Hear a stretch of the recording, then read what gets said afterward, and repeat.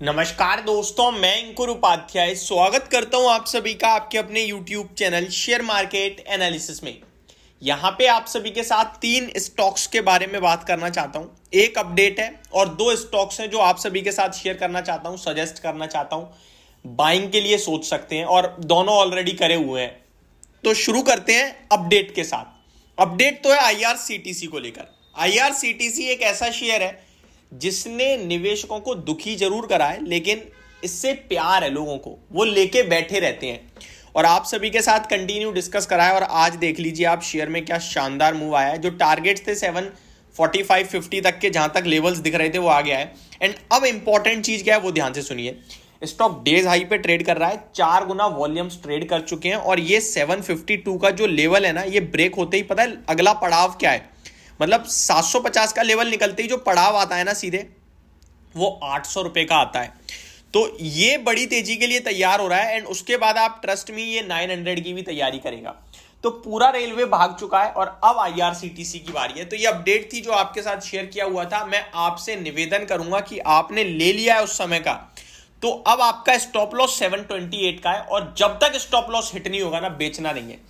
Stop loss ऐसा नहीं है कि 800 हो गया तो भी हम 728 के रखेंगे, वो ट्रेल करेंगे। अभी 728 इस बेस पे, इंट्राडे बेसिस पे अगर आप देखें तो स्टॉक ने वहीं से वन साइड रैली दी है।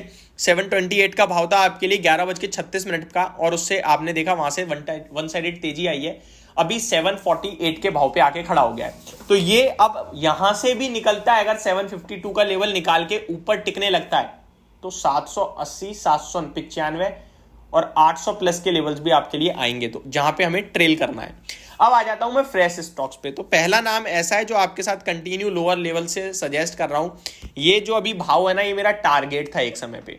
मैंने आपके साथ 42 रुपीज पे इसको डिस्कस किया था, 42 रुपीज पे लेने के लिए कहा था और 3 महीने हुए ज्यादा से ज्यादा। 60 रुपए के मेरे लक्ष्य थे, 55 से 60 के, और आज का भाव है 61 रुपए। लेकिन मैं अभी भी आपके साथ शेयर कर रहा हूं। शेयर को क्यों कर रहा हूं उसको समझते हैं। क्या यहां पे ले लिया जाए? देखिए, ये मेरी एक प्रॉब्लम हो गई है कि जिस दिन स्टॉक फोकस में आ जाता है उस दिन मैं बात करता हूं।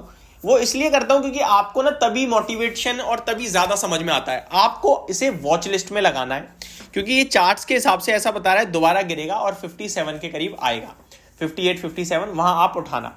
अब ध्यान से सुनिए क्या है चीज। ये स्टॉक का नाम क्या है? Snowman logistic. स्नोमैन लॉजिस्टिक आप देखें तो लगभग 60 रुपए 80 पैसे पे ट्रेड कर रहा है। 16 लाख शेयर्स का एवरेज वॉल्यूम है और अभी तक 35 लाख ऑलरेडी ट्रेड कर चुके हैं, यानी कि डबल वॉल्यूम्स हो चुके हैं, आप ये बोल सकते हैं। अब इंपॉर्टेंट क्या है वो देखिए। स्टॉक में कंटिन्यू प्रमोटर्स बाइंग कर रहे हैं, कंटिन्यू ओपन मार्केट से प्रमोटर्स शेयर्स को खरीदते जा रहे हैं।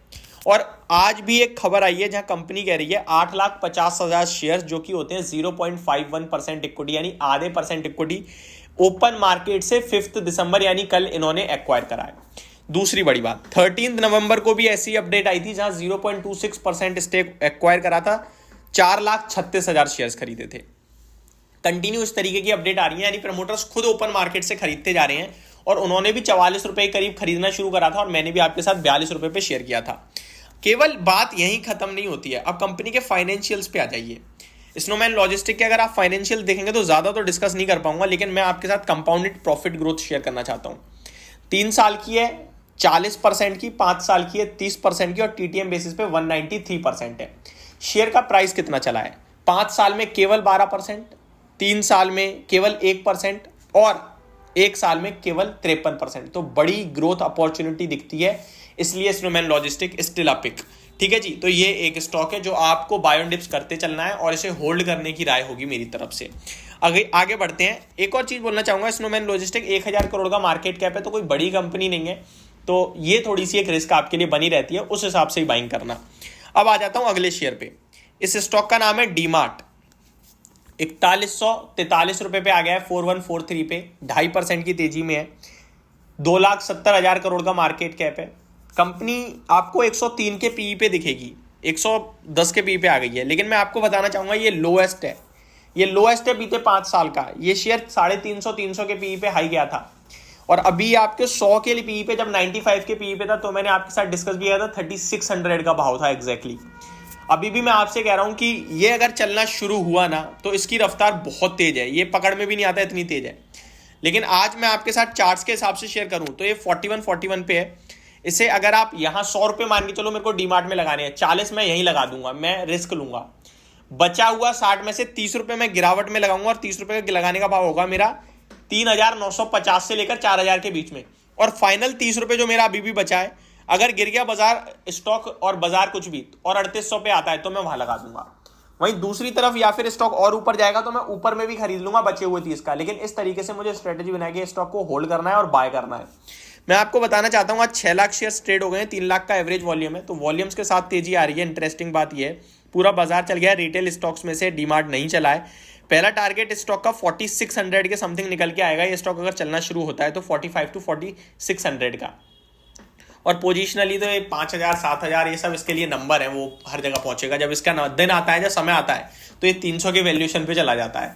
इस हिसाब से अगर ये 300 के वैल्यूएशन पे चला गया तो 12000 का भाव है, पर वो 300 के वैल्यूएशन पे टिक नहीं सकता।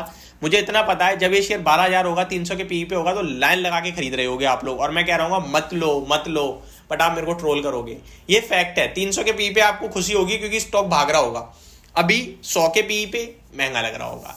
ये चीज है बाजार में, जब शेयर का प्राइस चलता है तो कॉन्फिडेंस अपने आप आता है। होप आपको ये सारी वीडियो समझ में आई होगी। Thank you so much for watching this video. Have a great day guys.